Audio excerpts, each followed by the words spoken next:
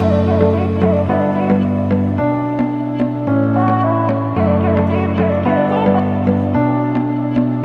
guys, welcome back to my channel.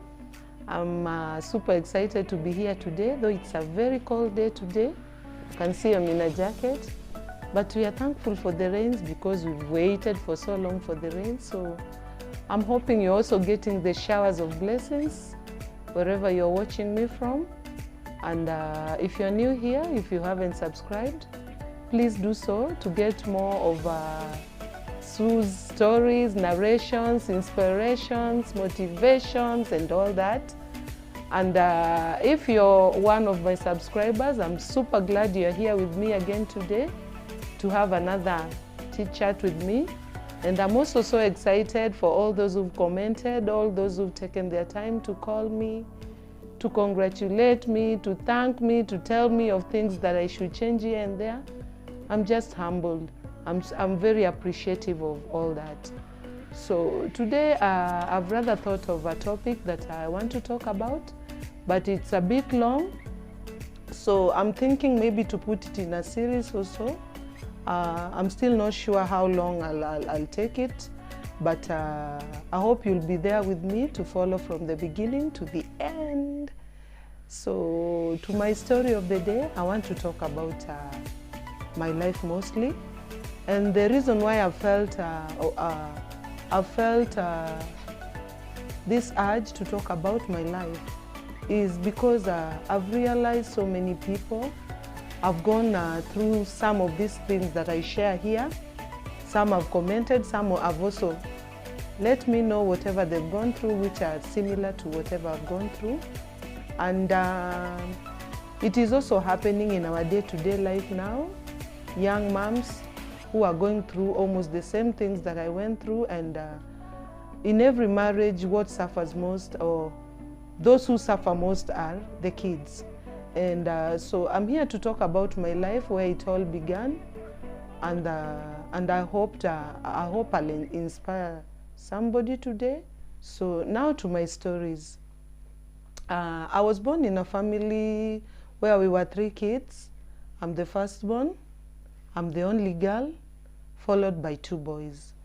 And now getting from the story, because I didn't get it from my parents, but it's a story I've heard, that my mom got married when she was so young. She gave birth to me when she was 15, and my dad was around 17. So that's how my dad and my mom lived together. And they gave birth to me, still young, with a lot of love. That's what I come to realize when now I'm older. And being the firstborn also,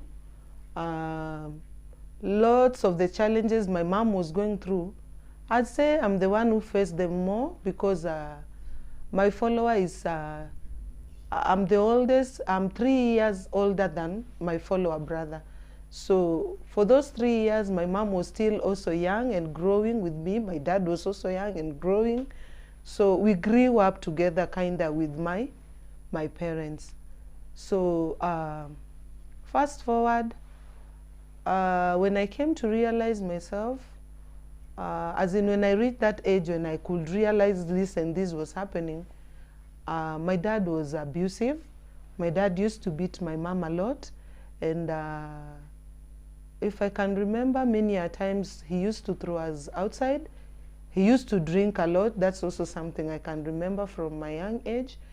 So we had those challenges, and my mom used to cry a lot. In fact, I remember one time we were having lunch, and I think I was around 6, 7 years, and we were having lunch, and it was me and my follower brother. I can't really remember whether my younger brother was already born. So we were having lunch, and that day my mom didn't eat. She just sat somewhere, and peeping through the curtains, we lived in a single room that time. So the bed was just there, and as kids we used to eat somewhere down on the floor with a mat. And I could see my mom, tears coming from my mom's eyes. I asked her, "Why are you crying?" And she told me something had entered her eye. I was young, but I can still remember up to date. But after having grown up, I realized it wasn't because of something that had entered, you know, and you realize there are just these challenges of life. And some of us, even up to now, are facing these challenges. At times you just want to cry. You have your kids with you there.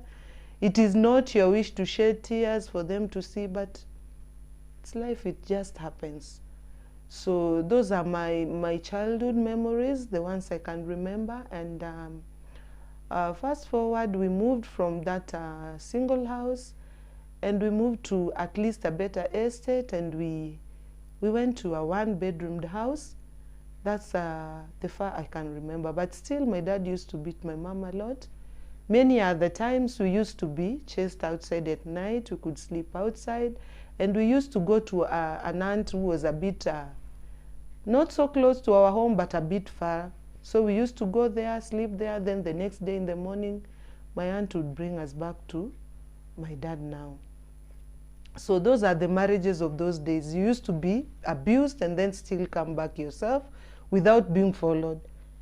You again come back the next day.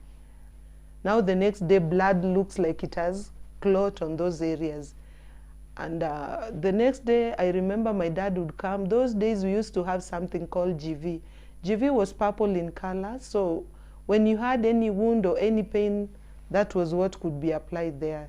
I think that used to relieve it faster. So the next day, you'd see my dad using the GV to relieve those areas that have turned black because of the beatings. And again, life would continue and all that.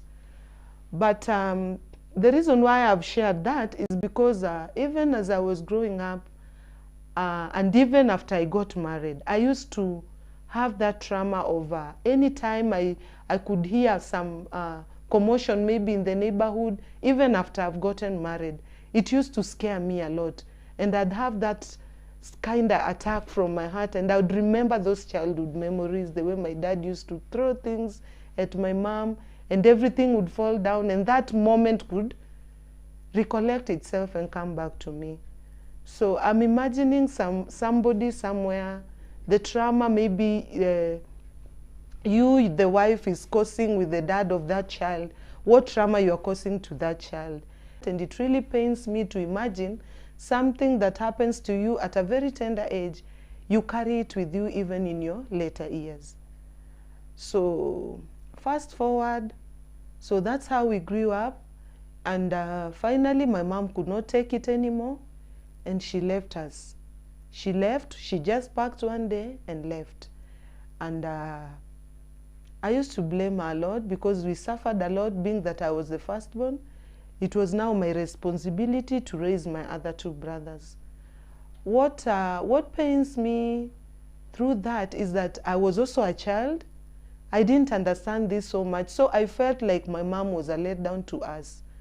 And okay, after I've grown and I realized maybe that was the best decision she could have made at that time.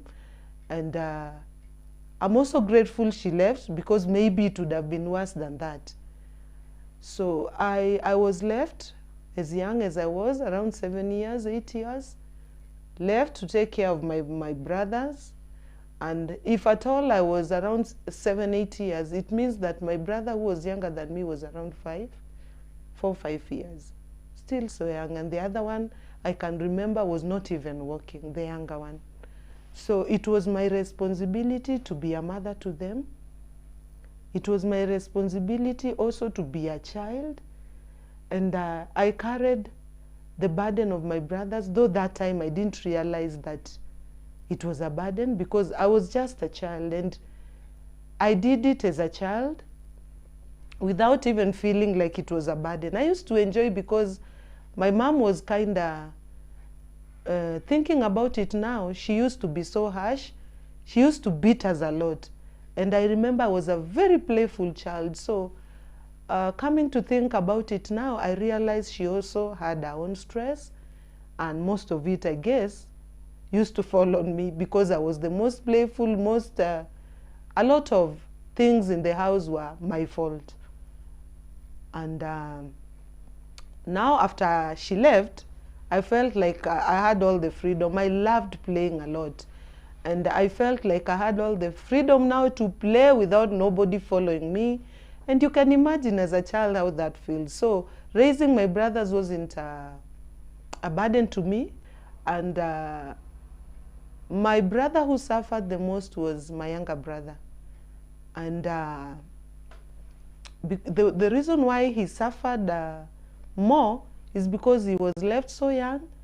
And I was also a child. I wanted to go and play. He really needed somebody to cuddle him when he wanted to sleep. He really needed somebody to take care of him.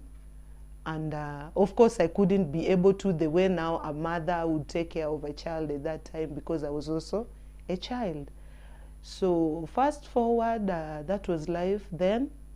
And those days playing was a big issue. We had a lot of games, and I remember I could carry my younger brother and we would go to some field, because our house was somewhere where there was a field, and we used to have even estate games where one estate could come and play with our estate. And I really wanted to be among those play groups, and I didn't really want to miss anything on it. So I would carry my brother and sit him somewhere aside where the field where we were playing, and on the grass, of course. And at times he would pee on himself, poop on himself, and there was no one to change him, really. You know how a child can be. And those days there were no diapers. We just used to leave the house maybe with him in a short, no socks, of course, just a child. And you'd put him on the grass, and I'd play and play and play and even forget that he was there. So by the time I could realize he was maybe falling asleep on the grass, I'd run in most of the times, because even when it got cold, there was no one to go bring him a sweater. I was playing, and my dad was at work. So there was really no one to take care of us. And after my mom left, I started missing her and envying the others and seeing the things the other kids are being done to with their mothers. And I really missed my mom.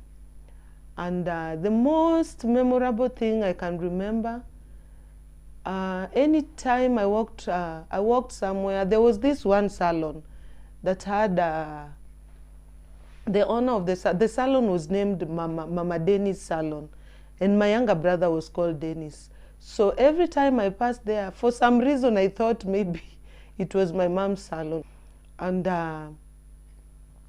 I really wanted to see inside, and I really wanted to know who worked there. And for some reason, I had a lot of attachment to that salon, because I felt my mom was there. Okay, I used to pass there so many times and wish that my mom was the owner of that salon, and maybe by passing there, I'd see her. So fast forward, it never happened. I never knew the owner of that salon, but it had a lot of impact in my life.